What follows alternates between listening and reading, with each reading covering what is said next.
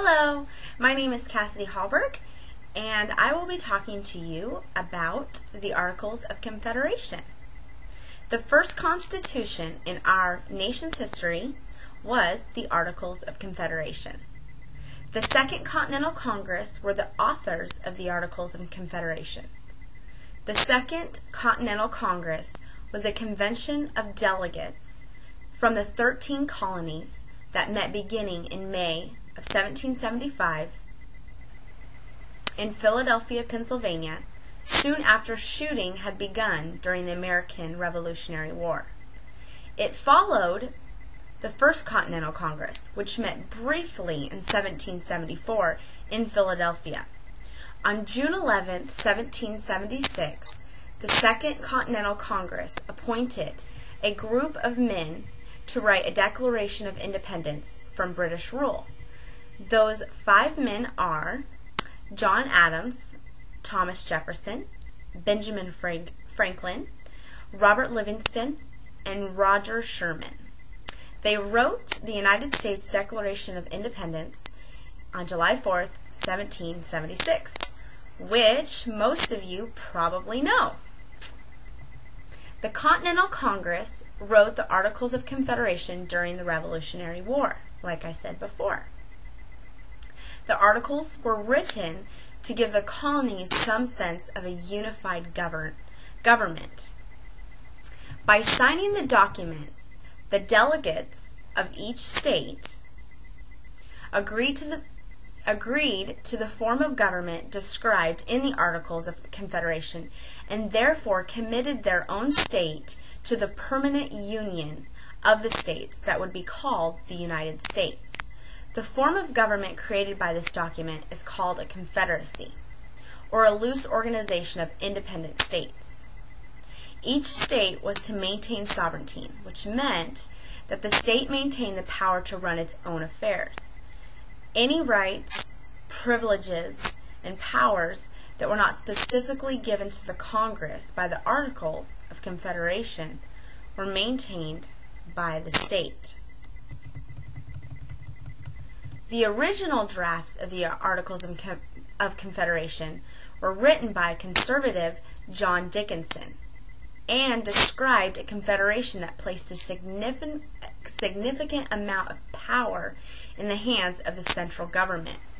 In the first draft, the states were allowed to keep as many of their laws, rights, and customs as they chose, and had the authority to regulate their internal police, as long as this power did not interfere with the Articles. The government would represent the supreme authority on any issue. This was quickly criticized by radicals in Congress for providing no distinct authority to the states separate from that of Congress, and for giving states no protection against an all-powerful central government.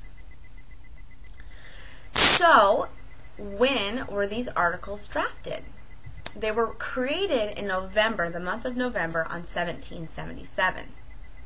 It took more than a year of debate for Congress to establish the Articles of Confederation. However, it wasn't until Maryland's approval on March 1st, 1781, that the Articles of Confederation were finally ratified by all 13 colonies, or states.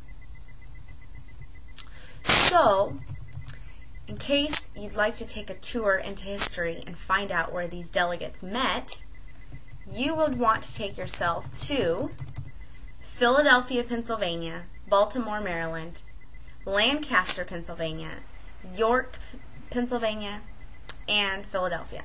Once again, that's where the delegates met when they drafted the Articles of Confederation, mainly in Pennsylvania and in Baltimore. The Articles of Confederation was a plan of government based upon the principles that were fought for in the American Revolutionary War, and it contained crucial flaws.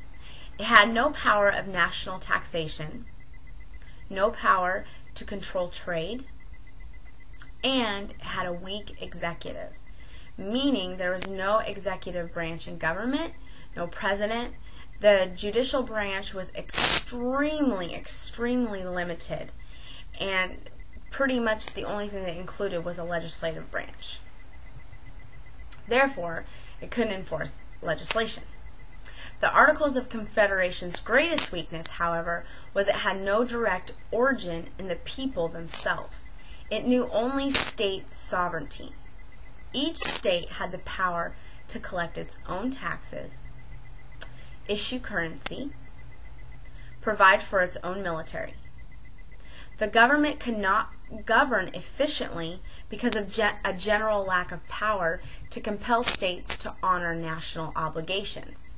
Because each state was issuing their own currency and had their own taxes, it wasn't creating a strong central government, and this was a huge weakness in the Articles of Confederation. The government's main activity was to control foreign policy and conclude treaties. Economic credibility was a major problem because the government owed $42 million, which is more than $40 billion today, after the war. So let's just say news around the 13 colonies wasn't very good about the central government because their economy was really in bad shape because of the debt that they owed after the war.